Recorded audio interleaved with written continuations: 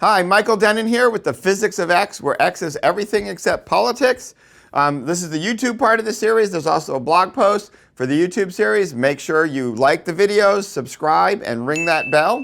We're right in the middle of our flight propulsion sequence, and we're entering the Star Wars world.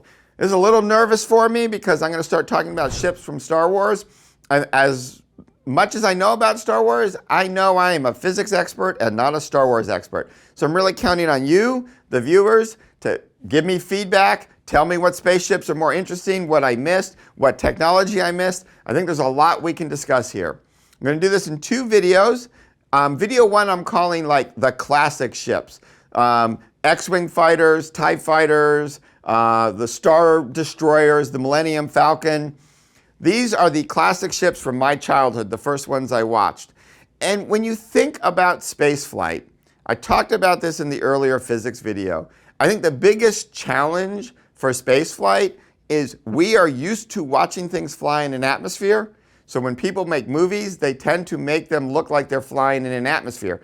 Otherwise, they look really strange for us. There's a lot of banking to turn. There's a lot of, twisting and flying around where there's no obvious source of the force of turning. So the first thing I'm going to do is a minor critique here, which many of you have heard already. We like to criticize spaceflight in movies. That's not my main point, but it is important to recognize that most of these ships have a single propulsion system out the back, at least what we see in the video. That means they really can only fly forward.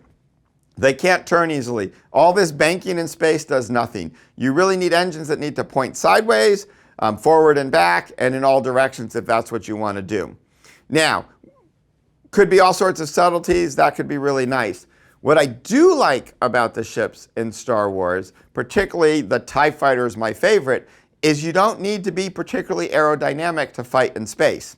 And so the TIE fighter is a great example. It doesn't look very aerodynamic. It's a sphere, and it's mostly used in space, whereas the spaceships in Star Wars do go into the atmosphere a lot. And X-Wings and the Millennium Falcon are two great examples of things that actually fly in and out of the atmosphere.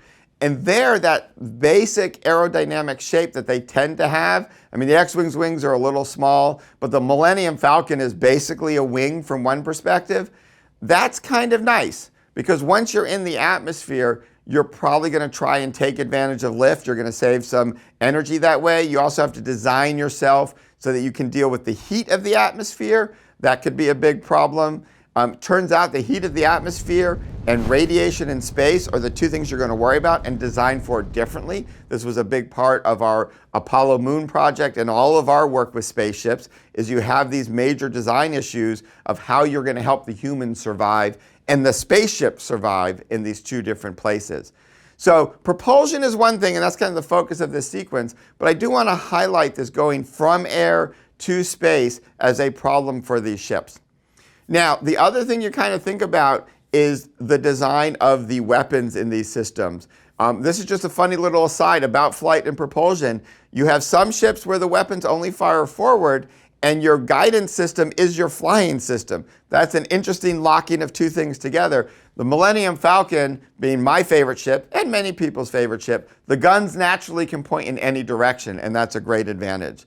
Lots more to discuss here, lots of details. This video is just a taste, so I really encourage you to go read the blog and get the details of each of these ships. But just remember, in space, there is no atmosphere, so you need a different propulsion system.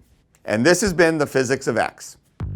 This has been the Physics of X, where X is everything but politics. Make sure you like, subscribe, and ring that bell so you get notifications of every episode coming weekly straight to you.